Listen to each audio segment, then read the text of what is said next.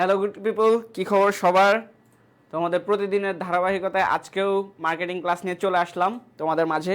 So কটলার বাহিনীরা দ্রুত ক্লাসে join করে ফেলো, বন্ধুদেরকে অবশ্যই মেনশন করে দিবা, বিকজ আজকের ক্লাসটা খুবই ইন্টারেস্টিং এবং ভেরি ভেরি ইম্পর্ট্যান্ট। তোমাদের হাতে একদমই সময় নেই, এক্সাম একদম দরজায় করা নাড়ছে, দরজা খুললেই এক্সাম।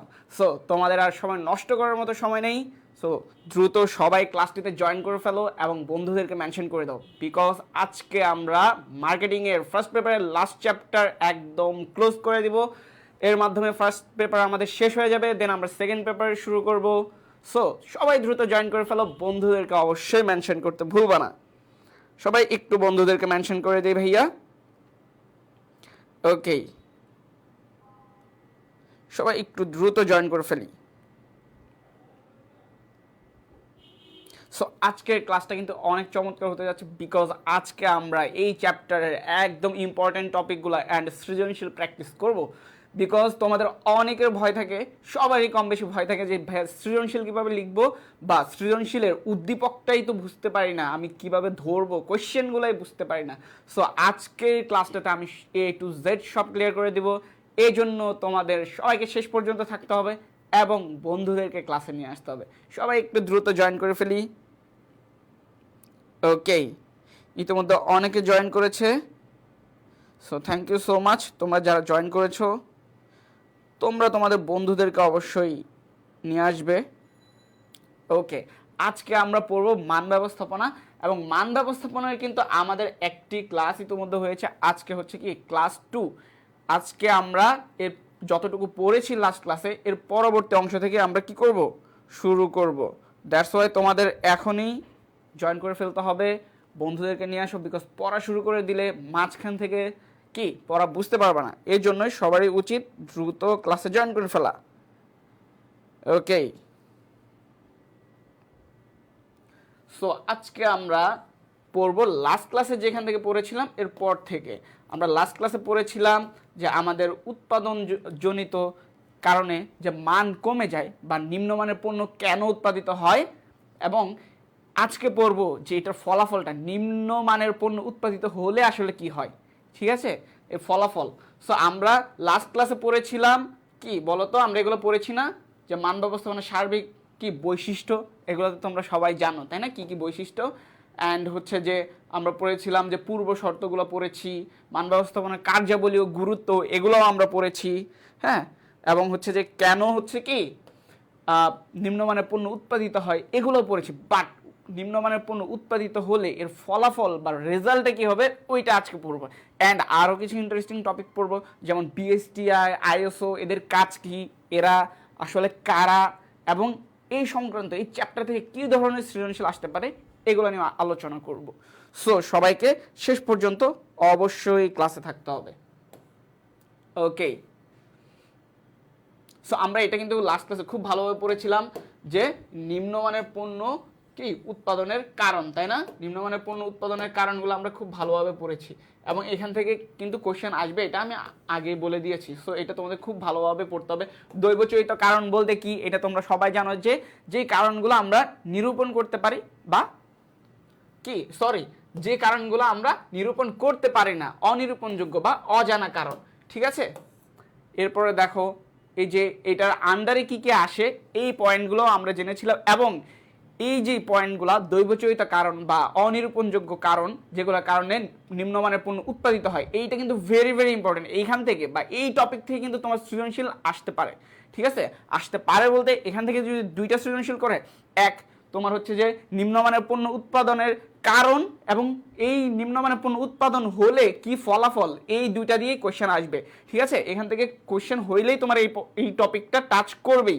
ঠিক আছে, সো এই টপিকটা আমাদের খুব ভালোভাবে কি করতে হবে, বুঝতে হবে, পড়তে হবে। এবং আমি লাস্ট ক্লাসে কি এইটা পড়িয়ে দিয়েছি, তোমরা এখনো যারা ক্লাসটা করনি লাস্ট ক্লাসটা, তোমরা কি করবে বলো তো, তোমরা গ্রুপ থেকে আমাদের আগের ক্লাসটা দেখে নিবে, তাহলে বুঝতে পারবে যে আসলে আমরা কতটুকু পড়েছি। ক্লিয়ার?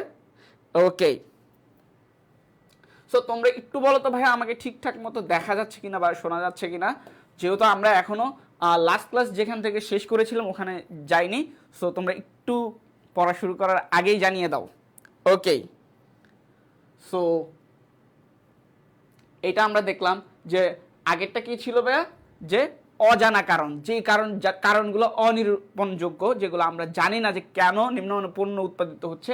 আরেকটা কারণ হচ্ছে কি ভাইয়া, আরেকটা হচ্ছে কি আরোপিত, ঠিক আছে, আরোপিত বা যেই কারণগুলো আমরা চাইলেই নিয়ন্ত্রণ করতে পারি। এই টপিকগুলো আমার আলোচনা করা হয়েছে, জাস্ট আমি রিকল করাচ্ছি তোমাদের জন্য, যেন তোমরা পরের যেই স্টেপ এইটা যেন বুঝতে পারো, ঠিক আছে। ওকে, সো একটু দ্রুত সবাই একটু জয়েন করে ফেলি ভাইয়া। ওকে,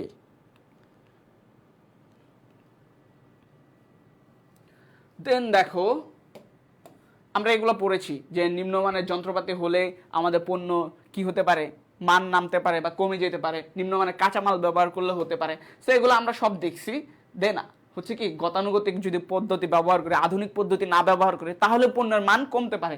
অথবা কি মূলধনের যদি অভাব হয় তাহলে কি করতে পারবো না, আমরা ইনভেস্ট করতে পারবো না, আধুনিক যন্ত্রপাতি ব্যবহার করতে পারবো না, ভালো কাঁচামাল আনতে পারবো না, ঠিক আছে। তাহলে কি হবে, পণ্যের মান কি নিম্নমানের হবে। সো আজকে আমরা দেখব হচ্ছে কি বলতো, আজকে আমরা দেখব নিম্নমানের পণ্য উৎপাদনের ফলাফল। ক্লিয়ার, ফলাফল বা পরিণতি, ঠিক আছে। এইটা আজকে দেখব যে আমাদের ফলাফলটা কি হয়। ক্লিয়ার, ওকে। সো সবাই একটু দেখো যে ঠিকঠাক মতো দেখতে পাচ্ছ কিনা। ওকে, আই থিঙ্ক দেখতে পাচ্ছ। সো আমরা দেখব যে নিম্নমানের পণ্য উৎপাদিত হইলে আসলে কি হয়। দেখো তো, যখন আমরা একটা সার্ভিস বা একটা প্রোডাক্ট খারাপ দিব, ধরো তোমার এখন আমের সিজন, তুমি ধরো যে 1 কেজি আম নিয়ে আসলা বাজার থেকে। সো বাজার থেকে আম আনার পরে দেখলা যে 1 কেজি আমে ধরো যে 6টা আম ধরে, তুমি দেখলে যে 3টা আমই বা 2টা আম নষ্ট, তুমি কি করবা, নগদে ওই দোকানদারের গালি দিবা একটা, তাই না। বলবা যে কি রে ভাই কি আম দিল, তুমি তো আর জীবনে ওর কাছে যাবা না, তাই না। সো কি হবে, তুমি অসন্তুষ্ট হবা না, তুমি অবশ্যই অসন্তুষ্ট হবা। তাহলে নিম্নমানের পণ্য উৎপাদন হইলে আমাদের যে লসটা হয় সেটা হচ্ছে ক্রেতা সন্তুষ্টি অর্জনে ব্যর্থ হই। তোমাকে যদি নষ্ট মাল দেই, তোমাকে যদি ভালোভাবে না পড়াই, তুমি তো অবভিয়াসলি অসন্তুষ্ট হবা, তাই না। এটা তো তোমার দোষ না, এটা কে, যে সার্ভিসটা বা যে প্রোডাক্টটা নষ্ট মাল দিচ্ছে তোমাকে, এটা তার দোষ। তাহলে কি হবে ভাইয়া, প্রথমে হচ্ছে কি ক্রেতা সন্তুষ্টি অর্জনে কি বাধার সৃষ্টি হয়। তাহলে তোমার কোয়েশ্চেন কিভাবে আসতে পারে এখান থেকে, তোমার কোয়েশ্চেন এইভাবে আসবে যে কি নিম্নমানের পণ্য উৎপাদনের ফলাফল, বা খ নাম্বার আসতে পারে যে নিম্নমানের পণ্য উৎপাদনের পরিণতি কি ব্যাখ্যা করো। তখন তুমি কি করবা, তুমি যে লিখবা, প্রথমে লিখবা যে নিম্নমানের পণ্য হচ্ছে কি উৎপাদিত হলে আমাদের কি কি সমস্যা হয়, যে ক্রেতা সন্তুষ্টি অর্জনে ব্যর্থ হয়, এরপরে কি হয় দায় গ্রহণ, এরপরে কি নিম্ন উৎপাদনশীলতা, এরপরে কি হয় ব্যয় বৃদ্ধি। এগুলা তুমি এই পয়েন্টগুলো লিখে দিবা জাস্ট একটু সুন্দর করে, ঠিক আছে। প্রথমে লিখবা যে কি নিম্ন মান কাকে বলে, ঠিক আছে, নিম্ন মান কাকে বলে বা মান কাকে বলে এই সংজ্ঞাটা দিয়ে এরপরে লিখবা যে নিম্নমানের পণ্য উৎপাদিত হলে কি হয়। খ নাম্বারের কোয়েশ্চেন আসতে পারে এটা, ঠিক আছে। ওকে,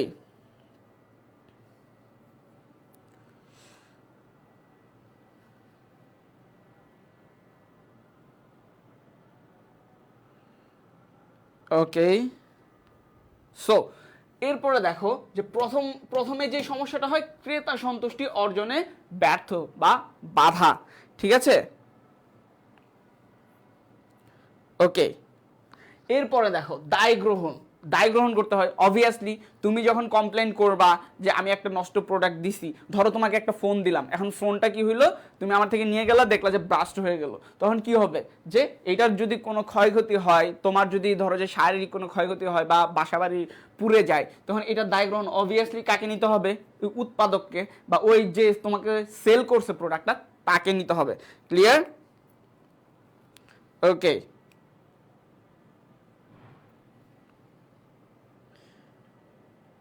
ওকে, দেন দেখো যে নিম্ন উৎপাদনশীলতা কি, এইটা তো তোমরা সবাই জানো যে উৎপাদনশীলতা হচ্ছে কি তোমার যেই মূলধন বা হচ্ছে কি তোমার প্রতিষ্ঠানের যেই সম্পত্তি আছে, এই সম্পদকে ব্যবহার করে তুমি কতটুক কি পণ্য উৎপাদন করতে পারছো, এইটার যে রেশিও বা অনুপাত, ঠিক আছে।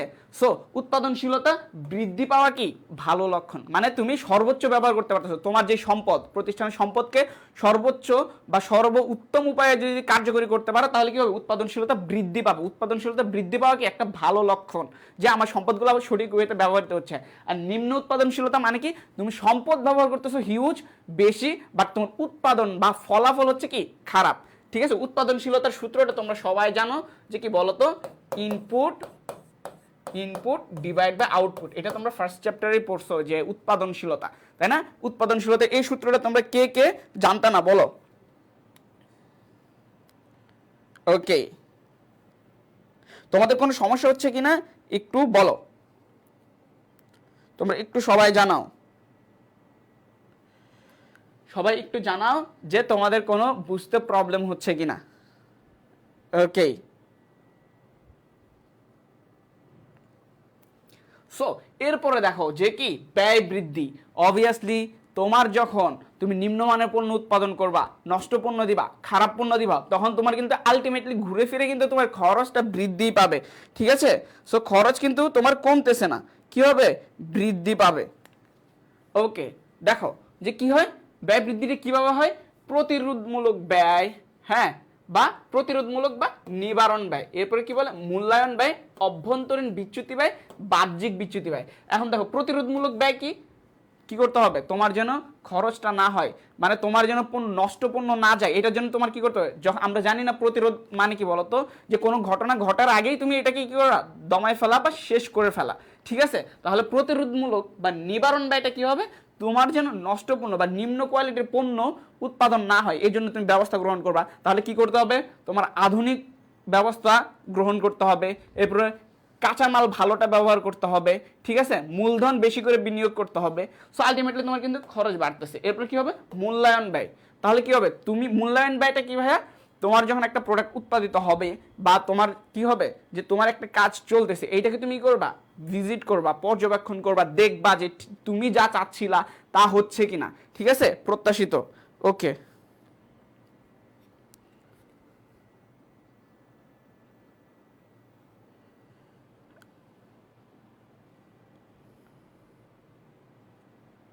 ওকে, সো এরপরে দেখো যে কি কোথায় ছিল, অভ্যন্তরীণ বিচ্যুতি ব্যয়। অভ্যন্তরীণ বিচ্যুতি ব্যয় সেম, যে তোমার কাজ করতে গিয়ে, হ্যাঁ, ভিতরে যে খরচগুলো হয়, তুমি একটা ভালো প্রোডাক্ট দিতে গেলে, সার্ভিস দিতে গেলে এক্সট্রা যে খরচগুলো হবে, বাহ্যিক বিচ্যুতি ব্যয়। বাহ্যিক বিচ্যুতি ব্যয় কোনগুলা, তোমার প্রোডাক্টটা সেল করার পরে, ধরো আমি তোমাকে এই ফোনটা সেল করলাম, এখন ফোনের কোয়ালিটি যদি খারাপ হয়, আমি তোমাকে ওয়ারেন্টি দেই। সাধারণত কি হয় যে ফোন বা অ্যাক্সেসরিজের ক্ষেত্রে কি হয়, হচ্ছে তোমাকে ওয়ারেন্টি দিয়ে দেয়। ধরো আমি ফোনটা দিলাম, বললাম যে 3 মাসের মধ্যে কোনো সমস্যা হলে ভাই আমি তোমাকে এটা ফ্রিতে সার্ভিসিং করে দিব। তুমি নেওয়ার পরে দেখলা 15 দিন পরে যে ভাই ফোনের যাতা অবস্থা, তুমি নিয়ে আসলা, আমার এটা আবার রিপেয়ার করা লাগবে। সো আলটিমেটলি কি হচ্ছে, যে খরচ হচ্ছে। তাহলে বাহ্যিক বিচ্যুতি ব্যয়টা কি, যখন কি তোমার সেল পরবর্তী যে খরচগুলো হবে। ক্লিয়ার? এরপরে দেখো বাজার শেয়ার হারানো। অবভিয়াসলি আমি যখন নষ্ট প্রোডাক্ট দিব তখন কি হবে, তুমি আমার প্রোডাক্ট কিনবা না, বাজারে আমার দুর্নাম হবে, মানুষজন আমার প্রোডাক্ট কেনা ছেড়ে দিবে। তাহলে কি হবে, বাজার শেয়ার তো অবভিয়াসলি হারাবো, মান সনদ লাভে ব্যর্থ। এই যে আমরা যে মান ব্যবস্থাপনা করতেছি, এত মান করতেছি, আমাদের এই মান নিয়ন্ত্রণ করার জন্য কিছু প্রতিষ্ঠান আছে, যেমন বাংলাদেশে আছে, সেটাকে বলে বিএসটিআই। তোমরা কখনো খেয়াল করছো কিনা, কোনো প্রোডাক্ট কিনলে এই যে এরকম 3 কোণার একটা, হ্যাঁ, 3 কোণার একটা সাইন থাকে এইভাবে, এরপরে তো মাঝখানে ধরো যে বিএসটিআই লেখা থাকে। তোমরা কোনো প্রোডাক্টে খেয়াল করছো কিনা, এই যে এইভাবে ধরো যে অনেকটা এরকম আর কি ট্রায়াঙ্গেল টাইপের থাকে, এরপরে এখানে লেখা থাকে বিএসটিআই দ্বারা অনুমোদিত যে কোনো প্রোডাক্ট কিনতে গেলে। তাহলে কি এই বিএসটিআই সাইনটা যখন থাকবে, এটা দ্বারা বোঝায় যে এটা কি, যে এটার মান বা কোয়ালিটিটা ঠিক আছে। ঠিক আছে, তাহলে কি মান সনদ যদি ভালো না হয়, তাহলে বিএসটিআই কি করবে না, এই সিলটা মারতে দিবে না, তাদেরকে কি করবে না, সনদ দিবে না। এরপরে দেখো ক্রেতা হারানো। অবভিয়াসলি তুমি অসন্তুষ্ট, তুমি আমার প্রোডাক্টটা আর কিনবে না, তাই না? দেন দেখো ব্যবসায়িক সনদ লাভ কি, সনদ বাতিল। তুমি যদি ধরো যে ক্ষতিকারক জিনিস বা নষ্ট প্রোডাক্ট বারবার দিতে থাকো, ক্রেতাদের বা ভোক্তা অধিকার যেটা আছে ওই আইনে কি হইতে পারে, তোমার ব্যবসায়িক সনদ বাতিল হতে পারে। ক্লিয়ার? সো এখানে তোমার কোনো কোশ্চেন আছে কিনা, এবং এখান থেকে কিন্তু তোমার কি হবে, কোশ্চেন আসবেই। ঠিক আছে, যে খ নাম্বারে কোশ্চেন আসতে পারে। ঠিক আছে, একটু সবাই বলো যে বুঝছো কিনা। আই থিঙ্ক সবাই বুঝছো। ওকে,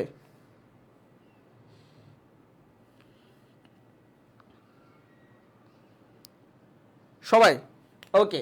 দেখো আমি একটু তোমাদের কমেন্ট দেখতে পাচ্ছি না, সো আমি একটু পড়িয়েই যাই। ঠিক আছে, ওকে।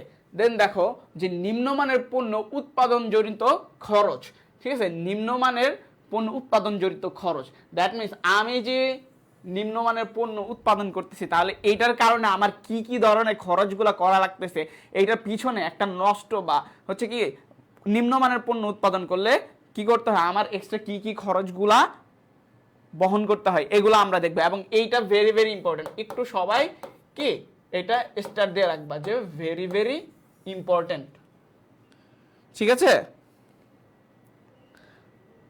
ওকে, সো তোমাদের কি করতে হবে, এইটা ভেরি ভেরি ইম্পর্টেন্ট দিবা এবং এইটা খুব ভালোভাবে পড়তে হবে। এখান থেকে তোমার সৃজনশীল আসবে। ধরো তোমার প্রথমে আসতে পারে উদ্দীপকে যে একটা কারণ দিয়ে দিতে পারে নিম্নমানের পণ্য উৎপাদনের কারণ, আরেকটা ধরো যে সেম উদ্দীপকে আরেকটা পয়েন্ট দিতে পারে যেটার ফলে আমাদের কি ধরনের খরচটা গ্রহণ করা লাগতেছে, ঠিক আছে, কোন ধরনের খরচটা বহন করা লাগবে, ঠিক আছে। ওকে,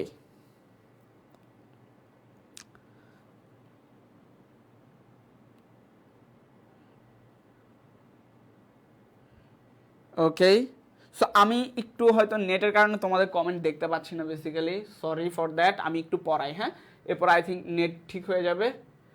ওকে, এরপরে দেখো যে প্রতিরোধমূলক বা নিবারণ ব্যয়। প্রতিরোধমূলক ব্যয় কি, যে নিম্নমানের পণ্য উৎপাদন হওয়ার আগেই তুমি কি করবা, এটাকে দমাই ফেলবা যেন নিম্নমানের পণ্য উৎপাদন না হয়, ঠিক আছে। এটা হচ্ছে কি, তাহলে প্রতিরোধমূলক বা নিবারণ ব্যয়টা কি বলতো, এইটা হচ্ছে কি পূর্ববর্তী পণ্য উৎপাদনের পূর্ববর্তী কাজ। তাহলে এটা কি কি, পুনর্বিন্যাস ব্যয়, পুনঃনকশাকরণ ব্যয়, প্রশিক্ষণ ব্যয়, সরবরাহকারীদের সাথে কর্ম সম্পাদন ব্যয়।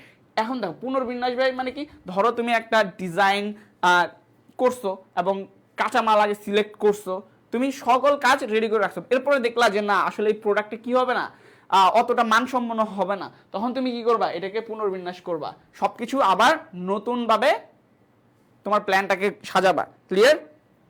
ওকে, সো এরপরে দেখো যে পণ্য নকশাকরণ ব্যয়, ক্লিয়ার। ওকে, পণ্য পুনঃ নকশাকরণ ব্যয়, এই যে এটাই বললাম যে ধরো যে তোমার কি ডিজাইনটা যদি দেখো যে এই ডিজাইনের কারণে পণ্যের মান ফল করতেছে, হ্যাঁ, পণ্যের মান ভালো হচ্ছে না, তাহলে কি হবে, এটা আবার পুনঃ ডিজাইন বা পুনঃ নকশা করতে হবে, ঠিক আছে। ওকে,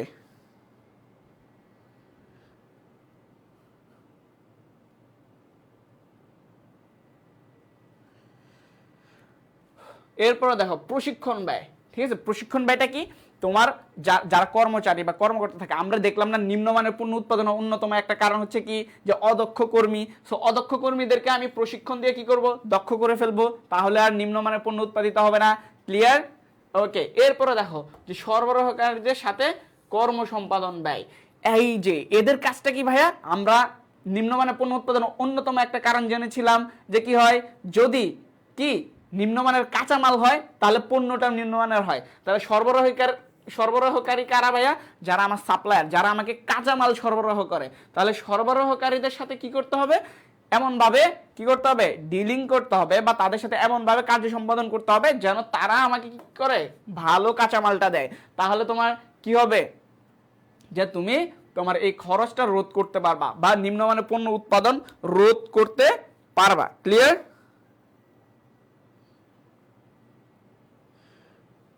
ওকে, দেন দেখো মূল্যায়ন ব্যয়। মূল্যায়ন ব্যয়ের মধ্যে কি কি আছে, পরিদর্শন ব্যয়, পরীক্ষণ ব্যয়, পরিসংখ্যান, মান নিয়ন্ত্রণ কর্মসূচি। তাহলে মূল্যায়ন ব্যয়টা কি, এইটা হচ্ছে যে ধরো উৎপাদন চলাকালীন, এইটা কি উৎপাদন পূর্ববর্তী কাজ, ঠিক আছে, এইটা হচ্ছে কি চলাকালীন। তাহলে পরিদর্শন ব্যয়টা কি ভাইয়া, পরিদর্শন ব্যয়টা হচ্ছে যে কি সরাসরি গিয়ে পর্যবেক্ষণ করবে, দেখবে, হ্যাঁ, যে কাজটা ঠিকঠাক মতো হচ্ছে কিনা, আমার কর্মচারীরা সঠিকভাবে কাজ করতেছে কিনা। এবার পরীক্ষণ ব্যয়টা কি, যে যাচাই বাছাই করবে, পরীক্ষা করবে, ঠিক আছে, জাস্ট এইগুলো হচ্ছে কি তোমার কাজ বা উৎপাদন চলাকালীন কাজ, ঠিক আছে। এরপরে দেখো পরিসংখ্যানিক মান নিয়ন্ত্রণ কর্মসূচি। সো পরিসংখ্যানিক এখানে কি হয়, যে সংখ্যাত্মক ব্যাপারগুলা করা হয়, ধরো যে আমি টার্গেট করছিলাম যে এই মাস শেষে বা বছর শেষে, হ্যাঁ, আমার ধরো যে 1 কোটি টাকা প্রফিট হবে, বা ধরো যে 1000 আমি প্রোডাক্ট উৎপাদন করব, সাপোজ 1000 প্রোডাক্ট, মাস শেষে 1000 প্রোডাক্ট। এবার তুমি মাস শেষে দেখলা কি যে তোমার প্রোডাক্ট উৎপাদন হয়েছে কতটুকু ভাইয়া, ধরো যে 800, তাহলে তুমি এখন এটা যাচাই বাছাই করবা, বিচার করবা যে আমার বাকি 200 প্রোডাক্ট কেন হয় নাই, বা এই কারণগুলা তুমি ফাইন্ড আউট করে সলভ করার চেষ্টা করবা। ঠিক আছে, ওকে। এবার দেখো যে আর কি কি ক্ষতি হতে পারে। অভ্যন্তরীণ বিচ্যুতি বা ব্যর্থতার ব্যয়, ঠিক আছে, উৎপাদন ক্ষতি, ঠিক আছে, উৎপাদন ক্ষতি আর পুনর্কার্য ব্যয়, ঠিক আছে, উৎপাদন ক্ষতি আর পুনর্কার্য ব্যয়। ক্লিয়ার? ওকে, আমি একটু দেখি তোমাদের কোনো ইস্যু হচ্ছে কিনা, বাট দুঃখজনক যে আমি তোমাদের কমেন্ট দেখতে পাচ্ছি না। ঠিক আছে, ওয়েট।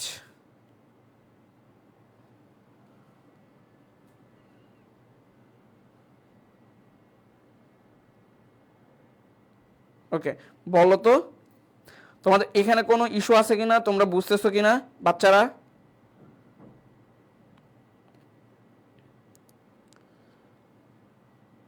ওকে, হ্যাঁ, তো এর মধ্যে কোনো কোশ্চেন আছে বলো তো? যতটুকু পড়ালাম আমি তোমাদের কমেন্ট এখন দেখতে পাচ্ছি। ঠিক আছে, তোমরা কি বুঝতে পারছো কিনা সব কিছু বলো? তোমরা সব কিছু ঠিকঠাক মতো দেখতে পাচ্ছ কিনা, বুঝতে পারছো কিনা? সো তোমরা একটু কি করো, তোমার বন্ধুদেরকে একটু জানিয়ে দাও, মেনশন করে দাও, নিয়ে আসো ক্লাসে।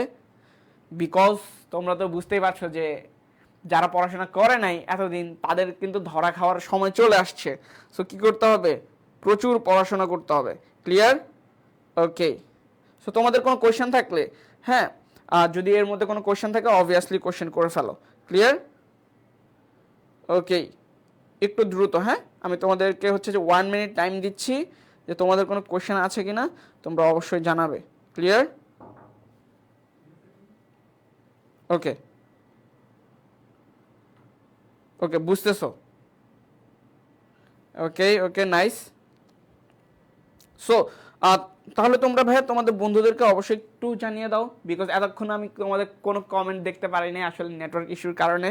হ্যাঁ, সো আমি এই জন্য বন্ধুদেরকে মেনশন করার কথা বা শেয়ার করার কথা কিছু বলি নাই, বিকজ পরে যদি দেখি যে না পড়তে পারি কমেন্ট তাহলে তো সমস্যা। ক্লিয়ার? ওকে, সো একটু দ্রুত বন্ধুদেরকে নিয়ে আসো ক্লাসে। ক্লিয়ার? ওকে, সো সবাই একটু দেখো।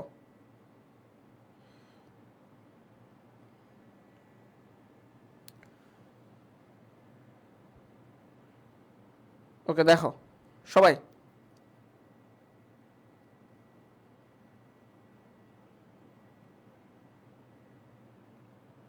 ওকে, হ্যাঁ, তাহলে দেখো আমরা যেখানে ছিলাম, হ্যাঁ, ওকে, যে অভ্যন্তরীণ বিচ্যুতি বা ব্যর্থতার ব্যয়, এটা কি উৎপাদন ক্ষতি। উৎপাদন ক্ষতিটা কি তুমি বুঝতেই পারতেছো যে উৎপাদনের সময় যখন তোমার প্রোডাক্টটা কি হয়ে যাবে, নষ্ট হয়ে যাবে। হ্যাঁ, ধরো যে প্রোডাক্ট, এই উৎপাদন ক্ষতিটা কখন হয় বেসিক্যালি, যখন তোমার একটা প্রোডাক্ট উৎপাদনকালীন সময়ে পুরোপুরি ধ্বংস হয়ে যায়, নষ্ট হয়ে যায়, যেটাকে আমরা কি করতে পারি না, আর ঠিক করার সুযোগ পাই না। ঠিক আছে, ধরো একটা প্রোডাক্ট তুমি উৎপাদন করলা, যেটা আর কি ব্যবহার করা যাবে না, এটাকে কি বলা হয়, ধ্বংসাবশেষ। মানে এটা শেষ হয়ে যায়, এটাকে আর পুনরায় যে রূপান্তর করবে। কিছু জিনিস থাকে না যে তুমি কাজ করতে গিয়ে নষ্ট হয়েছে, বাট এটাকে তুমি রিপেয়ার করতে পারবা। উৎপাদন ক্ষতিতে কি থাকে না বলতো? উৎপাদন ক্ষতিতে রিপেয়ার করার সুযোগ থাকে না। রিপেয়ার, হ্যাঁ, রিপেয়ার করার সুযোগ থাকে না। রিপেয়ার করার সুযোগ কি থাকে না? রিপেয়ার করার সুযোগ থাকে না। ক্লিয়ার? ওকে, অভ্যন্তরীণ বিচ্যুতি ব্যয়ের মধ্যে কি উৎপাদন ক্ষতি। তাহলে এখান থেকে কোশ্চেন কিভাবে আসতে পারে ভাইয়া? বলবে যে জনাব রহিম, হ্যাঁ, ধরো XYZ কোম্পানির মালিক, সে তার কারখানায় পণ্য উৎপাদনকালীন সময়ে তার পণ্যটা পুরোপুরিভাবে নষ্ট হয়ে যায়, যা কি পুনরুদ্ধার বা পুনর্নির্মাণের সুযোগ নেই। তাহলে সৃজনশীলে গ নাম্বার কোয়েশ্চেন থাকতে পারে, তাহলে জনাব, হ্যাঁ, এক্স বা ওয়াই জেড, হ্যাঁ, জনাব রহিমের ওই কোম্পানির পণ্যটা বা হচ্ছে কি এই যে এটা নিম্নমানের পণ্য উৎপাদনের কারণে কোন ধরনের ক্ষতির সম্মুখীন হয়েছে। ঠিক আছে, তাহলে কোন ধরনের সমস্যার সম্মুখীন হয়েছে ভাইয়া? এটা হচ্ছে কি উৎপাদন ক্ষতি। এটা কোন ধরনের বিচ্যুতি? এটা হচ্ছে কি অভ্যন্তরীণ বিচ্যুতি বা ব্যর্থতার ব্যয়। ক্লিয়ার? অভ্যন্তরীণ বিচ্যুতি বা ব্যর্থতার ব্যয়, অভ্যন্তরীণ বিচ্যুতি বা ব্যর্থতার ব্যয়। ক্লিয়ার সবার মনে থাকবে? তাহলে পুরোপুরিভাবে যখন ধ্বংস হয়ে যায় আর রিপেয়ার করার সুযোগ থাকে না, এটা উৎপাদন ক্ষতি। আর সেম এটা হচ্ছে উল্টাটা পুনর্কার্য ব্যয়। তাহলে বুঝতেই পারতেছো পুনর্কার্য মানে কি, যে আংশিক ধ্বংস হয়েছে, আংশিক ধ্বংস যেটাকে আরো রিপেয়ার করা যাবে। পুনর্কার্য মানে কি, পুনরায় কাজ, তাই না? তাহলে পুনর্কার্য ব্যয় কি, যখন একটা পণ্য উৎপাদনকালীন সময়ে ধ্বংস হয়ে যায়, কিরকম আংশিক ধ্বংস, যেটাকে রিপেয়ার করার সুযোগ কি থাকে, ঠিক আছে? যখন রিপেয়ার করার সুযোগ থাকবে এটা হবে পুনর্কার্য ব্যয়, আর যখন সুযোগ থাকবে না সেইটা হয়ে যাবে কি ভাইয়া, উৎপাদন ক্ষতি। ক্লিয়ার? সবাই বুঝছো কিনা একটু বলো, দ্রুত বলো যে সবাই বুঝছো কিনা। তাহলে উৎপাদন ক্ষতি আর পুনর্কার্য ব্যয়ের পার্থক্য বা ডিফারেন্স বুঝছো কিনা, সবাই বলো, সবাই চিল্লায় বলো ঠিক কিনা, বলো তো। ওকে, শরীফ রহমান বলতেছে ভাই mention done, thank you so much. So যারা এখনো মেনশন করে নাই বন্ধুদেরকে অথবা লাইভটা শেয়ার করে নাই, দ্রুত এক ক্লিকে শেয়ার করে দাও, ঠিক আছে? শেয়ারিং ইজ কেয়ারিং, ঠিক আছে? সো একটু কেয়ার করো বন্ধুদেরকে। ওকে, আচ্ছা বলো তো কে কে লাইভটা শেয়ার করছো? আমার যে এই যে পড়ানো না একটা জোসের ব্যাপার আছে না, যে পড়াইতে গেলে যে একদম পুরো ফাটাইলাম, সো এরকম একটা ব্যাপার থাকে যে তোমরা যখন মোটিভেট করো, তোমরা যখন লাইভ বেশি বেশি শেয়ার করো, মেনশন করো, তখন কিন্তু ভালো লাগে। যে স্টুডেন্ট বেশি, ঠিক আছে, 2-4 জন নিয়ে ক্লাস করতে না কেমন জানি বোরিং লাগে, ঠিক আছে? ওকে, সো বুঝতে পারছো। এরপরে দেখো বাহ্যিক বিচ্যুতি ব্যয় বা ব্যর্থতার ব্যয়। সো এইটা আমি আগেই বলছিলাম যে এইটা কি উৎপাদন পরবর্তী। তাহলে তুমি একটা সিকোয়েন্স কি বুঝছো যে এটা কি হবে, সরি এটা হচ্ছে কি বিক্রয় পরবর্তী খরচ। বাহ্যিক বিচ্যুতি ব্যয় এইটা কি ভাইয়া, বিক্রয় পরবর্তী। দ্যাট মিনস তুমি ফোনটা কিনে বাসায় নিয়ে আসছো, নিয়ে আসার পরে কি হয়েছে, তোমার ফোনে ডিস্টার্ব করছে, তোমাকে ওয়ারেন্টি দিছে, তুমি দোকানে নিয়ে আসছো, দোকানদার আবার ঠিক করে দিছে, এই যে এক্সট্রা যে খরচটা, এইটা কি বাহ্যিক বিচ্যুতি ব্যয়। কেন বাহ্যিক বলতেছে, কারণ এই প্রোডাক্টটা আগে তো বিক্রি হয়ে গেছে, হ্যাঁ, এখন এটা আমার দোকানের প্রোডাক্ট না, এটা বাহিরের প্রোডাক্ট। বাহ্যিক মানে কি বাহিরে, হ্যাঁ। সো বাহ্যিক বিচ্যুতি ব্যয় বা ব্যর্থতার ব্যয়। ওয়ারেন্টি ব্যয় আর মামলা ব্যয়। সো ওয়ারেন্টি ব্যয় তো বুঝছো, যখন তোমাকে কোনো একটা প্রোডাক্টের পর বলবে যে ভাই 2 মাস 3 মাস বা 3 বছর, বা যেমন ফ্রিজ কিনলে বলে যে 2 বছর বা 5 বছর পর্যন্ত কি ফ্রি কি সার্ভিসিং করে দিবে, এই টাইপের কথা। এটা হচ্ছে কি ওয়ারেন্টি। আর মামলা ব্যয়টা কি, মোবাইলটা নিছো, নিয়ে চার্জে দিতেই ঠাস করে ব্রাস্ট হয়ে গেছে, ব্রাস্ট হওয়ার পরে ওখানে তো ধরো যে তোমার ওখানে পাশে একটা গরু ছাগল বা মানুষ, হ্যাঁ, সামহাও কোনো একটা অ্যাক্সিডেন্ট হয়েছে, এইটার কারণে কি হবে, মামলা হবে। সো এই মামলা টানতে গিয়ে যে খরচগুলো হবে, এটাও কি হবে, বাহ্যিক বিচ্যুতি ব্যয়। তাহলে এখান থেকে কিভাবে কোশ্চেন আসতে পারে ভাইয়া, এখান থেকে কোশ্চেন আসবে যে এভাবে, জনাব রহিম ধরো এক্স কোম্পানির একটা ফোন কিনে নিয়ে আসলো বাসায় আনার পরে ফোনটি চার্জে দিল, চার্জে দেওয়ার পরে তার ধরো যে 10 বছরের একটা বাচ্চা মেয়ে তার ফোনটা চার্জ থেকে খুলতে গেল, খুলে নিয়ে আসলো, গেম খেলার জন্য ওপেন করতেই কি হলো, ফোনটা বাস্ট হয়ে গেল। সো কি জনাব রহিমের সন্তান কি আহত হলো, এই জন্য জনাব রহিম কি করছে, মামলা দিয়ে দিছে। তাহলে এইটা কোন ধরনের ব্যয়, এইটা কোন ধরনের ব্যয় ভাইয়া, বাহ্যিক বিচ্যুতি ব্যয় বা ব্যর্থতার ব্যয়। ক্লিয়ার? ওকে, সবাই বুঝছো কিনা বলো। ওকে, সো এরপরে দেখো মান নির্ধারণের বিবেচ্য বিষয়, ঠিক আছে? মান নির্ধারণের বিবেচ্য বিষয় কি কি ভাইয়া? মান আমরা কিসের উপর ভিত্তি করে নির্ধারণ করি? বাজার, জনশক্তি, অর্থ ব্যবস্থাপনা, কাঁচামাল, যন্ত্রপাতি, পদ্ধতি। মানে আমার যা যা ক্যাপাবিলিটি আছে এবং কাস্টমাররা যা চায়, এই সব কিছুর উপর ভিত্তি করে কি হয়, মান নির্ধারণ করা হয়। ক্লিয়ার? ওকে,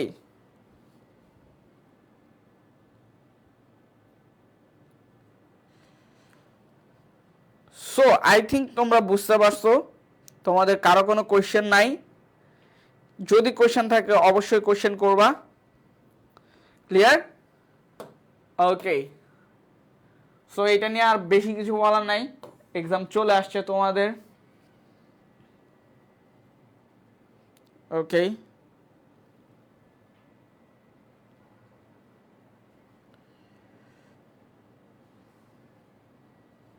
সো এবার দেখো যে মান নির্ধারণের পদক্ষেপ, মানে মান নির্ধারণ করার জন্য আমরা কি কি গ্রহণ করি, ঠিক আছে, কি কি পদক্ষেপ নেই। ক্রেতা মূল্যায়ন, অবভিয়াসলি আমার ক্রেতারা কি চায়, কনজিউমার ইজ দ্য কিং, ভোক্তায় রাজা, এটা একদম তোমাদের ঠোঁটের আগায়। সো ক্রেতা মূল্যায়ন অবশ্যই করতে হবে, ক্রেতারা কি চায়। এবারে সুযোগ সুবিধা মূল্যায়ন, যে আমার আসলে কতটুকু সক্ষমতা আছে, এটা কি বলে জানো, সোট অ্যানালাইসিস। হ্যাঁ, সোট অ্যানালাইসিস, এই শব্দটা তোমরা হয়তো শুনছো, ঠিক আছে। সোট অ্যানালাইসিস, এটা কি স্ট্রেংথ, মানে তোমার সক্ষমতা, শক্তি। এইটা কি উইকনেস, দুর্বলতা। এইটা কি অপরচুনিটি, অপরচুনিটি কি সুযোগ সুবিধা, সম্ভাবনা। হ্যাঁ, এরপরে কি থ্রেট, হুমকি, মানে সম্ভাব্য ক্ষতিকর জিনিস বা হুমকি কি কি, ঠিক আছে, এটাকে বলে সোট অ্যানালাইসিস। ঠিক আছে, সোট অ্যানালাইসিসের মাধ্যমে কি করা হয়, তোমার মার্কেটটাকে যাচাই করা হয়, তোমার সক্ষমতা কি কি আছে এগুলো যাচাই করা হয়, ঠিক আছে। এবার দেখো এরপরে কি পরীক্ষামূলক মান নির্ধারণ। হ্যাঁ, তুমি একটা টেস্ট করবা, আমরা বলি না ওই যে টেস্টিং, এটাই আর কি। সো এটা কি হবে, টেস্ট হবে। ওকে, দেন দেখো কি নির্ধারিত মানের প্রচার, যে তুমি যে মানটা নির্ধারণ করছো এটা প্রচার প্রসার করবা, যে মানুষজন কিভাবে গ্রহণ করতেছে, গ্রহণযোগ্যতা নিরূপণ। প্রচার করার পরে তো বুঝবা যে ওরা আসলে এটা কিভাবে একসেপ্ট করতেছে, ক্লিয়ার। সো ওরা কিভাবে এটা নিচ্ছে এটা বুঝতে হবে। এরপরে চূড়ান্ত মান নির্ধারণ, তুমি যদি যাও যে হ্যাঁ গ্রহণযোগ্যতা ভালো পাইছে, they are taking it in a positive way, then কি তুমি এটা ফাইনাল করবা, ক্লিয়ার। সো তোমার এটা এখানে সৃজনশীল বা খ নাম্বার কোশ্চেন আসতে পারে যে মান নির্ধারণের পদক্ষেপগুলো কি কি ব্যাখ্যা করো, ঠিক আছে, তখন তুমি এগুলো লিখে দিবা। ওকে, মান নির্ধারণের গুরুত্ব এগুলা জানো, যে কি মান নির্ধারণ গুরুত্ব, এটা আসলে ওইভাবে বোঝানোর কিছু নাই, জাস্ট হচ্ছে সৃজনশীল লেখার ক্ষেত্রে তোমার লাগতে পারে যে কি মান প্রতিষ্ঠা, ধারাবাহিক উৎপাদন, উৎপাদন ব্যয় হ্রাস, অপচয় হ্রাস। তুমি যে মান নিয়ন্ত্রণ করো, ভালো বা সঠিক মান বজায় রাখতে পারো, তাহলে তুমি এই সুযোগ সুবিধাগুলা পাবে, ক্লিয়ার।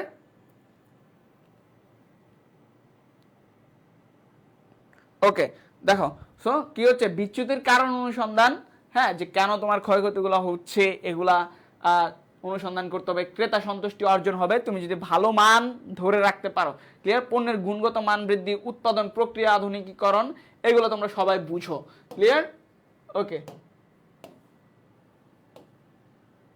নিয়ন্ত্রণের পদ্ধতি বা কৌশল, এইটা তোমার এমসিকিউ এর জন্য ইম্পর্টেন্ট। এইটা আসলে তোমার সৃজনশীলের জন্য লাগবে না, বাট এমসিকিউ এর জন্য ভেরি ভেরি ইম্পর্টেন্ট। কিভাবে তোমার এমসিকিউতে আসবে যে কি মান নিয়ন্ত্রণ, ঠিক আছে। ধরো যে মান নিয়ন্ত্রণের পদ্ধতি বা কৌশলগুলো কি কি, সংখ্যাত্মক পদ্ধতি, হ্যাঁ, বিশেষ প্রতিবেদন, ব্যক্তিগত পর্যবেক্ষণ, কি অভ্যন্তরীণ নিরীক্ষা, জ্ঞান চার্ট, সংকটময় পথ পদ্ধতি, পার্ট। তোমার এমসিকিউতে আসবে যে নিচের কোনটি মান নিয়ন্ত্রণ পদ্ধতি।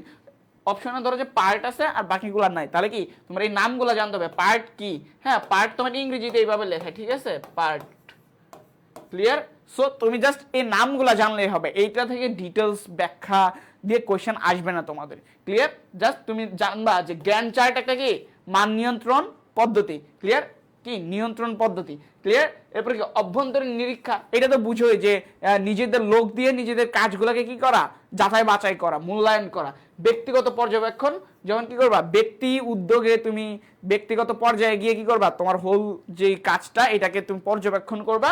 এবারে কি বিশেষ প্রতিবেদন বিশ্লেষণ, এটা কি হবে যে তুমি কাজটা দেখবা, দেখার পরে কি করবা, ইনস অ্যান্ড আউটস যা যা হয়েছে একদম ডিটেলসে তুমি লিখবা, তখন এটাকে বলে বিশেষ প্রতিবেদন। সংখ্যাত্মক উপাত্ত বিশ্লেষণ, সংখ্যার মাধ্যমে তুমি বিশ্লেষণ করবা। ওই যে বলছিলাম না যে তুমি 1000 পণ্য উৎপাদন করতে চাও, তোমার মাস শেষে 800 হয়েছে, সো তুমি এটা ডিফারেন্সটা যে 200 কেন হইলো ডিফারেন্স, এটা তুমি বের করবা, ঠিক আছে, এই আর কি। ওকে, সো এইটা আই থিঙ্ক বুঝতে পারছে। এইটা কেন ইম্পর্টেন্ট ভাই, এইটা এমসিকিউ এর জন্য ভেরি ভেরি ইম্পর্টেন্ট। তোমার এখান থেকে এমসিকিউ কোনটা কোনটা দিয়ে আসতে পারে বেশি, পার্ট, সংকটময় পথ পদ্ধতি, জ্ঞান চার্ট, ঠিক আছে। এরপরে কি সংখ্যাত্মক উপাত্ত বিশ্লেষণ, এই চারটা দিয়ে এমসিকিউ আসার সম্ভাবনা বেশি। বলবে যে নিচের কোনটি নিয়ন্ত্রণ পদ্ধতি বা কৌশল, কোনটি ভাইয়া পার্ট, কোনটি ভাইয়া জ্ঞান চার্ট, কোনটি ভাইয়া সংকটময় পথ পদ্ধতি, ক্লিয়ার। ওকে, দেন দেখো মান নিশ্চিতকরণের ধারণা, ঠিক আছে। আসলে মান নিশ্চিতকরণটা কি জিনিস বা কারা করবে, ঠিক আছে। মান জিনিস কি এটা তো তোমরা জানো, যে মান নিশ্চিতকরণ কি, ওই যে তোমার নীতি রুলস অনুযায়ী কি করা, যে মানটাকে ধরে রাখা। সো আমরা একটু দেখি যে মান নিশ্চিতকরণ হলো নীতি, পদ্ধতি ও দিক নির্দেশনার পদ্ধতি যা পণ্যের মান নির্দিষ্ট করে এবং উক্ত মান বজায় রাখার ব্যবস্থা করে। তাহলে ঠিক আছে, মান নিশ্চিতকরণ কি, মান নির্ধারণ করবে এবং ওই অনুযায়ী হচ্ছে কিনা তা নিশ্চিত করবে। ক্লিয়ার? ওকে। সো এখানে মান আসলে কি বেসিক্যালি কোনো একক কোনো কাজ না, মানে একটা কাজ না যে তুমি মান নির্ধারণ করলে, এরকম না। তোমার মান নির্ধারণ, হ্যাঁ, ওইটা ঠিকঠাক মতো ইমপ্লিমেন্ট করা, বাস্তবায়ন করা, এই সকল সমষ্টিগত কাজ হচ্ছে কি মান। সো মান নিশ্চিতকরণ একক কোনো কি কাজ নয়, এটি বেশ কয়েকটি কাজের সমষ্টি। ক্লিয়ার? মান নিশ্চিতকরণের অন্তর্ভুক্ত কি কি বিষয় আছে এটা আমাদের দেখতে হবে। তোমার এমসিকিউতে আসতে পারে যে মান নিশ্চিতকরণের অন্তর্ভুক্ত বিষয় নিচের কোনটি, এভাবে এমসিকিউ আসতে পারে। সো কোনটি ভাইয়া? দেখো, কাঁচামালের মান ব্যবস্থাপনা, পণ্য সংযোজন, ঠিক আছে, পণ্য সংযোজন কি নতুন পণ্য অ্যাড করা, এরপরে কি উৎপাদন এবং উৎপাদন ব্যবস্থাপনা, পণ্য উৎপাদন ও ব্যবস্থাপনা, উৎপাদন পরিদর্শন, নমুনা সংগ্রহ, পরীক্ষণ, ঠিক আছে, এরপরে কি মান নিশ্চিতকরণ পরিকল্পনা, ডিজাইন উন্নয়ন ইত্যাদি ইত্যাদি। ঠিক আছে, তোমার এমসিকিউতে এইভাবে আসতে পারে যে মান নিশ্চিতকরণ পরিকল্পনা কি নিচের কোনটি কি এই যে কি বলে এটাকে মান নিশ্চিতকরণের অন্তর্ভুক্ত বিষয়। ঠিক আছে, তখন তোমরা এমসিকিউতে বা কি অপশনে এগুলো দিয়ে দিতে পারে, এই জন্য একটু দেখে রাখবা। এটা একটা অতটা ইম্পর্টেন্ট না, এই যে এইটা এমসিকিউর জন্য অতটা ইম্পর্টেন্ট না, বাট আসতে পারে। সো একটু দেখে রাখবা। এরপর দেখো যে মান নিয়ন্ত্রণের সাথে জড়িত প্রতিষ্ঠানসমূহ, এইটা ভাইয়া ভেরি ভেরি ইম্পর্টেন্ট। ঠিক আছে, সো এখান থেকে কিন্তু তোমার সৃজনশীল কোশ্চেন আসবে। ঠিক আছে, এখানে প্রতিষ্ঠানগুলো থেকে কোশ্চেন আসবে। সো মান নিয়ন্ত্রণ, আমরা যে এত মান ব্যবস্থাপনা করতেছি, সো মান নিয়ন্ত্রণের কথা বললাম, সো নিয়ন্ত্রণটা করবে কারা, তাই না? ব্যবসা প্রতিষ্ঠান তো হিউজ, সো এদেরকে সবার তো তদারকি করা লাগবে, কারা করবে।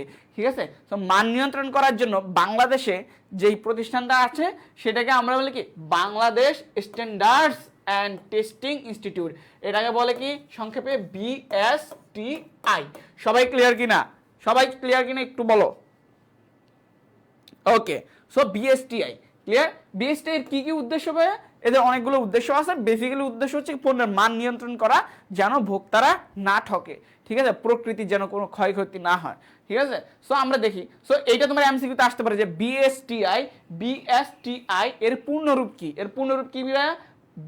B for Bangladesh, S for standards, এরপর কি and, T for testing, I for institution. তাহলে পারবা কি না সবাই বলো, যে যদি আসে যে BSTI এর পূর্ণরূপ কি, তাহলে কি Bangladesh standards and testing institute. পারবা কিনা বলো? আই থিঙ্ক সবাই পারবা।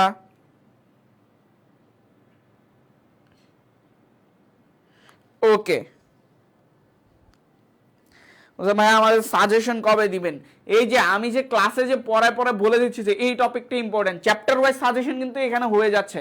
এরপরেও আমি কি করব, একটা সুন্দরভাবে PDF করে ভিডিও করে তোমাদেরকে দিব, সমস্যা নাই। বাট তুমি যদি আমার ক্লাস করো, আলাদা সাজেশন কিন্তু লাগার কথা না, তাই না? আমি কিন্তু বলেই দিচ্ছি যে ভাই এই টপিকটা ইম্পর্টেন্ট, এখান থেকে এইভাবে কোশ্চেন আসবে, এর থেকে তো ডিটেলসে আর বলা পসিবল কিনা জানি না। সো তুমি যখন ক্লাসগুলো করো, তোমার কি করা উচিত, তুমি টেস্ট পেপারে দাগায় রাখো, বইয়ে ওই পয়েন্টগুলো দাগায় রাখো, বা ওই টপিকটা দাগায় রাখো। ঠিক আছে, এরপরেও আমি ফাইনালি শেষে কি করব, সাজেশন দিব। ওকে, হ্যাঁ, তাহলে BSTI আসলে কি করে? বাংলাদেশে মানে দেশের অভ্যন্তরে মান নিয়ন্ত্রণের কাজটা করে। হ্যাঁ, বাট আন্তর্জাতিক পণ্য তো অনেকগুলো আছে। সো আন্তর্জাতিক পণ্যের জন্য কারা কাজ করে? ISO কাজ করে। এটা নিয়ে আমরা পরে আসবো। ঠিক আছে, আগে BSTI-টা শেষ করি। সো তোমার সৃজনশীল এইভাবে আসতে পারে যে জনাব রহিম, হ্যাঁ, ধরো যে কি ওই যে ধরো অনন্ত জলিল নতুন একটা পানি নিয়ে আসছে, এটার নাম কি? বর্ষার পানি। ঠিক আছে, বর্ষার পানি। সো এই বর্ষার পানি, হ্যাঁ, অনন্ত জলিল বর্ষার পানির এটা মান নির্ধারণের জন্য একটা নির্দিষ্ট অফিসে যায়, তাদের থেকে সার্টিফিকেট নেওয়ার জন্য। ঠিক আছে, যে মান নির্ধারণের জন্য, বা এটা কি সঠিক মান বজায় আছে কিনা তা নির্ধারণের জন্য একটা নির্দিষ্ট অফিসে বা সরকার কর্তৃক নির্দিষ্ট অফিসে কি করে, সার্টিফিকেট আনতে যায়। তাহলে এই যে বর্ষার পানির মালিক অনন্ত জলিল কোন ধরনের প্রতিষ্ঠানের সাথে যোগাযোগ করে? কোন ধরনের? BSTI। কেন?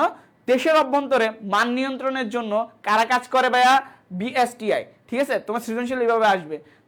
ক্লিয়ার? তোমার উদ্দীপকে এইভাবে দেওয়া থাকবে যে দেশের অভ্যন্তরীণ কোনো একটা পণ্য দিয়ে বললো যে এদের মান নিয়ন্ত্রণের জন্য একটা প্রতিষ্ঠান কাজ করে, তো গ নাম্বার বা ঘ নাম্বারের কোশ্চেন দিবে যে উপরোক্ত মান নিয়ন্ত্রণের প্রতিষ্ঠানের নাম কি।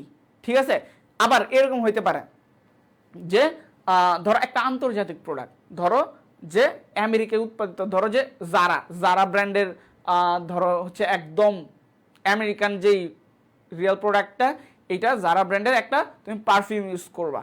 হ্যাঁ, ওখানে তুমি দেখলা যে ওখানে কি এভাবে উদ্দীপকটা আসতে পারে, বিএসটিআই আইএসও দুইটা একসাথে আসতে পারে যে জনাব, হ্যাঁ ধরো যে বর্ষা, কে ভাইয়া? ধরো বর্ষা। হ্যাঁ, বর্ষা কি করছে? বর্ষা দুইটা ক্রিম কিনছে, ধরো যে কি বলে ক্রিম বা ফেস ওয়াশ বলো, ফেস ওয়াশ। হ্যাঁ, ফেস ওয়াশ কিনছে। একটাতে দেখলো যে 3 কোণা এই লোগো লেখা বিএসটিআই। ঠিক আছে, দুইটা। আরেকটাতে দেখলো যে আইএসও।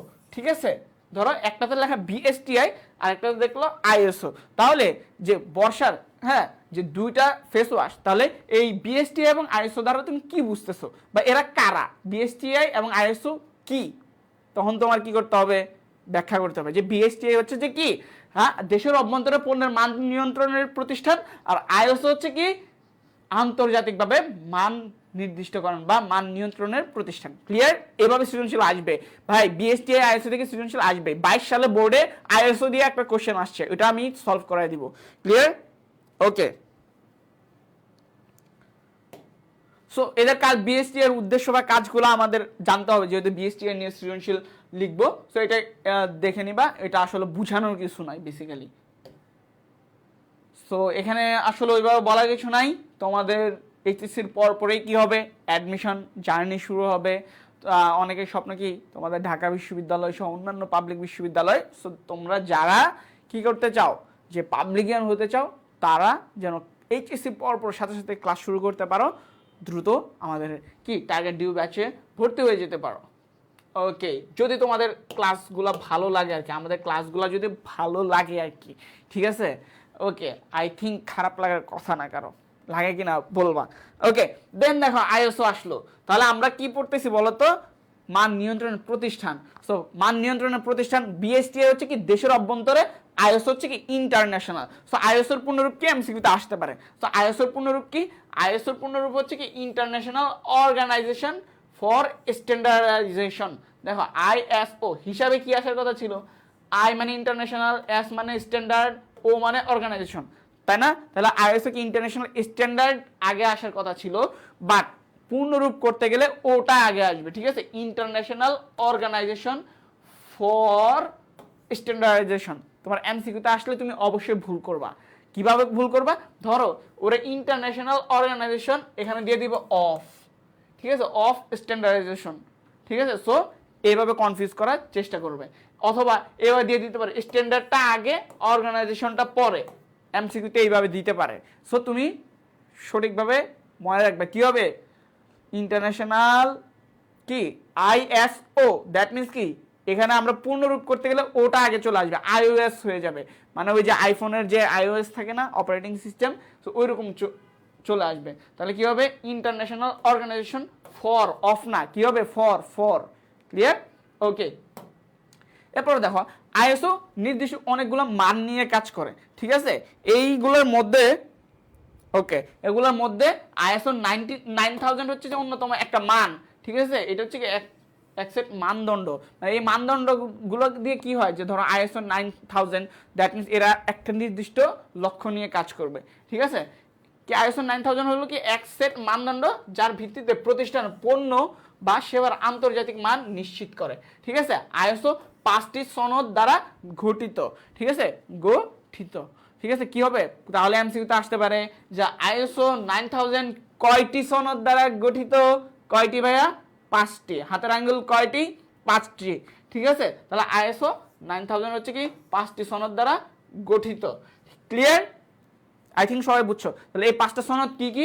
আইএসও 9000, এরপর 9000 এর পরে কি 1 2 3 4 ঠিক আছে, তাহলে কি 9001, 9002, 9003, 9004, তাহলে টোটাল 5টা। ক্লিয়ার? ওকে ওকে, আমার টেস্ট এক্সামে বিএসটিআই নিয়ে কোশ্চেন আসছিল ভাইয়া, আমি ক্লাসে যা বলবো এর বাহিরে ভাই কোশ্চেন আসার সুযোগ নাই, আমি তো বলেই দিচ্ছি, আমি বলছি না যে ক্লাসে যা বলবো এইটাই তোমার সাজেশন, এর বাহিরে গিয়ে তোমার আলাদা সাজেশন তো লাগে না, তাই না? তুমি যদি ক্লাসটা মনোযোগ দিয়ে করো বা যেই করবা, তাহলে আই থিঙ্ক তোমার মার্কেটিং আর আলাদা সাজেশন লাগবে না, বা ম্যানেজমেন্টে আমি যেই টপিকগুলো পড়াইছি যেখানে যা বলে দিছি এর বাইরে আই থিঙ্ক কোশ্চেন আসবে না। ঠিক আছে, এতদিন নিজে পড়া এবং পড়ানোর যে অভিজ্ঞতা, এটা তো একটা দাম আছে, তাই না? Okay clear? এরপরে দেখো, এবার আসো সব থেকে ইম্পর্টেন্ট, আইএসও মানগুলোর মধ্যে এরকম অনেকগুলো মান আছে। ঠিক আছে, আইএসও 9000, হ্যাঁ, এরপরে 12000, 13, এর অনেকগুলো মান আছে। এর অন্যতম একটা ইম্পর্টেন্ট হচ্ছে কি আইএসও 14000 বা 14000। ঠিক আছে, 14000 আইএসও 14000 এর কাজটা কি, এটা হচ্ছে কি একটা পরিবেশ বিষয়ক মানদণ্ড। ঠিক আছে, যে তোমার একটা প্রোডাক্ট পরিবেশের কোনো ক্ষয়ক্ষতি করতেছে কিনা, হ্যাঁ, বা এরা কি পরিবেশ ধ্বংস করতেছে কিনা, এটা উৎপাদনের পূর্বে তুমি যে কাঁচামালটা আনছো এর কারণে কি পরিবেশ ধ্বংস হয়েছে কিনা, অথবা উৎপাদনের পরে তোমার যে উৎপাদনের যে বর্জ্যগুলা এগুলা নদীতে গিয়ে নদী ধ্বংস করতেছে কিনা, এগুলা কি করে এই আইএসও 14000 সনদটা যারা পাবে এইটা দ্বারা বুঝতে হবে যে এই প্রোডাক্টটা পরিবেশের কোনো ক্ষতি করতেছে না। ক্লিয়ার? তাহলে আইএসও 14000 হচ্ছে পরিবেশ বিষয়ক ব্যবস্থাপনার একটি সিস্টেম। তোমার এমসিকিউতে আসতে পারে নিচের কোনটি একটি পরিবেশ বিষয়ক ব্যবস্থাপনা সিস্টেম, কোনটি? ISO 14000। Clear? Am I right, brother? If you understand, then that enough for me. ঠিক আছে? ওকে, আই থিঙ্ক বুঝতে পারছো। এরপরে দেখো যে এটা আসলে কত সালে গঠিত হয়েছে। হ্যাঁ, এই যে 14000 আইএসও 14000টা 1996 সালে। ঠিক আছে, 1996 সালে কি পরিবেশ সম্পর্কিত দায়িত্বের শর্তাবলীর উপর ভিত্তি করে এই প্রতিষ্ঠানটির কার্য সম্পাদন নির্ধারণ করে। ঠিক আছে, তাহলে তোমার এমসিকিউতে আসতে পারে যে আইএসও 14000 অথবা পরিবেশ বিষয়ক ব্যবস্থাপনা সিস্টেমটি কত সালে গঠিত হয়। কত সালে ভাইয়া? 1996 সালে। 1996 সালে। ক্লিয়ার? ওকে, 1996 সালে। এরপরে আসো যে এদের আসলে এই সনদের 4টা প্রধান দিক আছে। ঠিক আছে, প্রধান দিক কয়টা ভাইয়া? 4টা। তোমার সৃজনশীলে আসতে পারে যে জনাব রহিম গার্মেন্টস শিল্পপতি, তার গার্মেন্টসটি, হ্যাঁ, তার গার্মেন্টসের কাজের কারণে বা তার প্রোডাক্টের মাধ্যমে পরিবেশের কোনো ক্ষয়ক্ষতি হয় না, এবং এইটি সে সনদপ্রাপ্ত একটি নির্দিষ্ট প্রতিষ্ঠান দ্বারা কি সনদ প্রাপ্ত।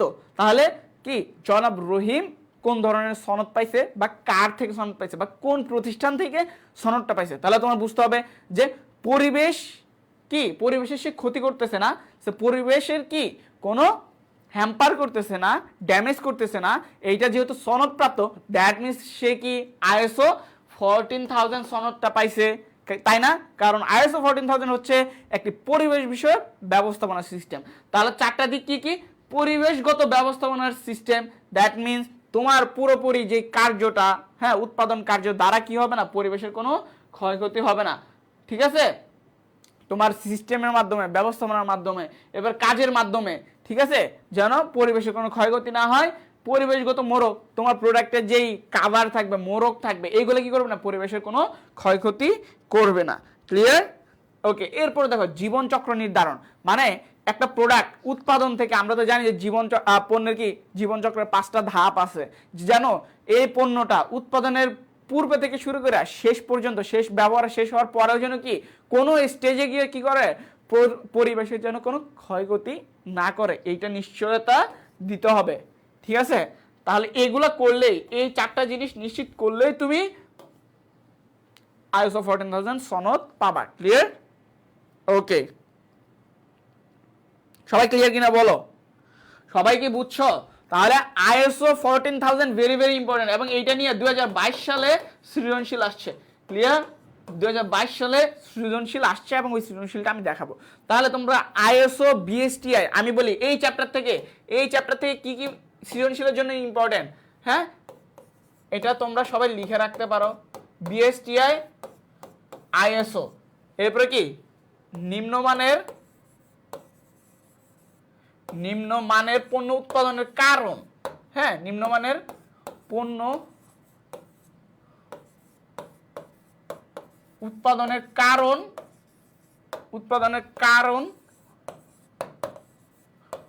ও, ঠিক আছে, নিম্নমানের পণ্য উৎপাদনের কারণ ও এর ফলাফল, ঠিক আছে, যে এর ফলে কি হয়, এর পরিণতি বা এর নিম্নমানের পণ্য উৎপাদনের ব্যয়গুলা, ঠিক আছে, কারণ ও ফলাফল।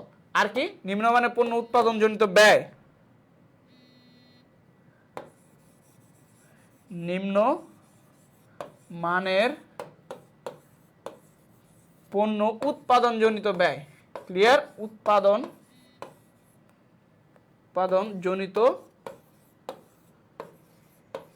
জনিত ব্যয়। তাহলে এই চারটা টপিক তোমার সৃজনশীলের জন্য ইম্পর্টেন্ট, একটু সবাই লিখে ফেলো ভাই, একটু কষ্ট করে তোমরা একটু এটা নোট করে ফেলো, অথবা তোমার বইয়ে এটা দাগিয়ে রাখো। এই চারটা টপিক পড়লেই তোমার এই চ্যাপ্টারের কি আর কিছু পড়া লাগবে না ফর সৃজনশীল, ঠিক আছে। ওকে, সবাই লিখা হলে একটু আমাকে জানাবা।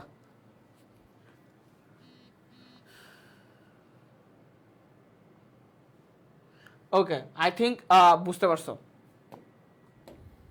ক্লিয়ার। এরপরে দেখো আমরা লাস্ট যেটা দেখবো, সৃজনশীল একটু দেখবো, হ্যাঁ। এবার আমরা একটু উদ্দীপকটা পড়ি, ক্লিয়ার। এটা কি ঢাকা বোর্ড 2022। ওকে, দেখো যে মিস্টার জহির বাড়িতে ব্যবহারের জন্য একটি খ্যাতনামা ইলেকট্রনিক্স শোরুম থেকে কি করে এয়ার কন্ডিশনার মেশিন ক্রয় করেন, ঠিক আছে, এয়ার কন্ডিশনার মেশিন ক্রয় করেন। মেশিনটির গায়ে ISO 14000 লেখা আছে। প্রথমে সে লেখাটির মর্মার্থ বুঝতে পারেনি, পরবর্তীতে সে জেনেছে এটি আন্তর্জাতিক মানসম্পন্ন, তাই সে অনেক খুশি। এটা ছিল উদ্দীপক। এবার কোশ্চেন আসি, মূল্যায়ন ব্যয় কি, এটা তোমরা সবাই জানো। এরপরে কি, মান নিয়ন্ত্রণ থেকে পণ্যের আদর্শ মান নিশ্চিত করে। ওকে, মান নিয়ন্ত্রণ পণ্যের আদর্শ মান নিশ্চিত করে। অবশ্যই তুমি যখন মান নিয়ন্ত্রণ করবা তখন কি হবে, তুমি যে মানটা সেট করছো এটা তুমি কি করতে পারবা, নিশ্চিত করতে পারবা। এরপরে দেখো মিস্টার জহির কোন ধরনের পণ্য কিনেছে, এইটা কোন ধরনের, এইটা চলে আসছে পণ্যের ক্যাটাগরিতে। ওই যে আমরা পড়ছিলাম না ভোগ্য পণ্য, শিল্প পণ্য, ভোগ্য পণ্যের মধ্যে আবার অনেকগুলা পড়ছিলাম, যে আবশ্যক পণ্য, এরপরে কি কি হয়, বিশেষ পণ্য, শপিং পণ্য, ঠিক আছে, ক্লিয়ার। সো এইটা কি হবে, এই যে এয়ার কন্ডিশনার বা এসি, এটা কি হবে, শপিং পণ্য হবে, তাই না, শপিং পণ্য, ক্লিয়ার। তাহলে এইটার আনসার কি হবে, এই যে গ নাম্বারের আনসার হবে শপিং পণ্য। সো শপিং পণ্য কি, এইটা তোমরা সবাই জানো। আমি তোমাদেরকে জাস্ট ধরাই দিচ্ছি ব্যাপারটা, এইটা তোমাদের সবার জন্য, আজকে যারা ক্লাসটা এখন দেখতেছো অথবা পরবর্তীতে দেখবা, তোমরা এটা SW করবা, করে আমাদের যে ফাইনাল সাজেশন যে গ্রুপটা এখানে কি করবা, সাবমিট করবা, ঠিক আছে, আমাকে মেনশন দিয়ে সাবমিট করবা। সো তোমরা এটা, আমি তো PDF দিয়ে দিব, অথবা তোমরা SS নিয়ে রাখতে পারো কোশ্চেনের, আমি আগে দেখিয়ে দিই। এরপর দেখো উদ্দীপকে উল্লেখিত এয়ার কন্ডিশনার ISO 14000 লেখার মর্মার্থ সম্পর্কে তোমার মতামত দাও। তাহলে 14000 দ্বারা কি বুঝাইছে যে কি এটা পরিবেশের জন্য ক্ষতিকর না, এটা পরিবেশ বান্ধব, তাই না। আমরা তো জানি যে যেই পণ্য কি পায়, 14000 সার্টিফিকেট পায়, সেটার দ্বারা কি বোঝায়, যে এ পরিবেশ বান্ধব পণ্য, পরিবেশের কোনো ক্ষয়ক্ষতি করবে না, clear. Okay, so I think তোমাদের আর কোনো কোশ্চেন নেই। কোনো কোশ্চেন আছে তোমাদের? কোনো কোশ্চেন থাকলে অবশ্যই করে ফেলো কাটলার বাহিনীরা, না হয় আমি ক্লাসটা আজকের মতো এখানেই শেষ করব। অ্যান্ড অবশ্যই সবাই SW জমা দিবা, বলো। ওকে, লেখা শেষ। তাহলে তোমরা সবাই বুঝছো কিনা, আমি একটু আগে স্লাইডটা দেখাই, তোমরা একটু SS নিয়ে রাখতে পারো, তোমরা একটু স্ক্রিনশট নিয়ে নাও, দেন তোমরা এটা কি করবা, এইটা লিখে কি করবা, আমাদের গ্রুপে সাবমিট করবা আমাকে মেনশন করে, ঠিক আছে। ওকে, একটু স্ক্রিনশট নেওয়া হলে আমাকে বলবা, দেন তোমাদের কোনো কোশ্চেন থাকলে অবশ্যই আমাকে জানাবা। ওকে, কোনো সমস্যা নেই। সো আই থিঙ্ক তোমাদের আর কারো কোনো সমস্যা থাকার কথা না। সো বাচ্চারা ভালো থাকবা, সুস্থ থাকবা, আর রেগুলার ক্লাসগুলো করবা। এখন থেকে আমাদের ক্লাসগুলো গ্রুপে হবে, আমাদের আগে এডুকেশন যে পেজে হতো, আই থিঙ্ক এখন এই কিছুদিন আমাদের কি হবে, গ্রুপে ক্লাসগুলো হবে। সো গ্রুপে অবশ্যই তোমাদের অ্যাক্টিভ থাকতে হবে এবং বন্ধুদেরকে নিয়ে আসতে হবে। আজকে কিন্তু তোমরা খুবই কম সংখ্যক স্টুডেন্ট ক্লাস করেছো, বাট আজকে আমার মানে মুড ভালো ছিল, এই জন্য তোমাদেরকে সুন্দর মতো পুরো ক্লাসটা করিয়ে দিলাম। যদি নেক্সট বা পরবর্তী ক্লাসগুলোতে যদি এরকম পোর স্টুডেন্ট থাকে, রেসপন্স কম থাকে, তাহলে কিন্তু ক্লাস নেওয়ার আসলে মোটিভেশন থাকবে না। সো তোমাদের রেসপন্সিভ হইতে হবে, তোমাদেরকে বন্ধুদেরকে নিয়ে আসতে হবে, নাহলে ফ্রি ক্লাস বন্ধ করে দিব। ঠিক আছে, ওকে ভাইয়া, সবার জন্য শুভকামনা, ভালো থাকো, সুস্থ থাকো এবং পড়াশোনা করো। আল্লাহ হাফেজ, টাটা।